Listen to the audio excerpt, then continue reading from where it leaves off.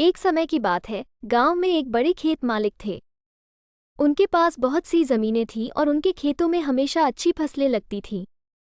लेकिन उनकी खुशी का रास्ता कभी कभी अनेक उधारी बातों से भर जाता था। एक दिन एक गरीब किसान खेत मालिक के पास आया और उससे अपने किसानी के लिए उधार मांगा। खेत मालिक ने उसे किसी तरह का सहारा नहीं दिया और उसे खेत में काम करने के लिए भेज दिया। गरीब किसान ने मेहनत करके खेत में काम किया और फसल की अच्छी देखभाल की। फलतः उसकी मेहनत से खेत में बहुत अच्छी फसल उगी। जब खेत मालिक ने इसे देखा तो उसने गरीब किसान को ज्यादा पैसा देने का वादा किया। लेकिन गरीब किसान ने कहा, नहीं साहब, मुझे आपसे ज़्यादा पैसों की ज़रूरत नहीं है। मेरे लिए आपकी ईमानदारी और अच्छाई ज़्यादा महत्वपूर्ण है। खेत मालिक ने इस बात को समझा और उसे बहुत श्रेष्ठ मानकर उसे अधिक पैसा दिया।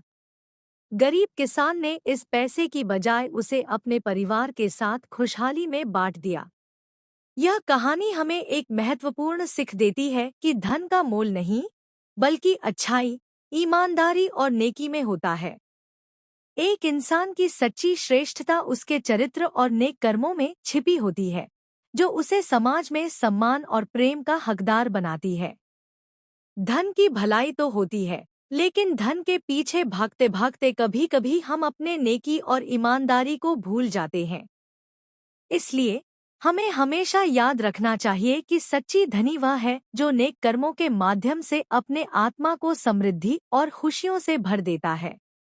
इसलिए हमें हमेशा नेकी, ईमानदारी और अच्छाई का मार्ग अपनाना चाहिए और धन को सिर्फ एक उपकरण मानना चाहिए, न कि अंत और मुख्य उद्देश्य।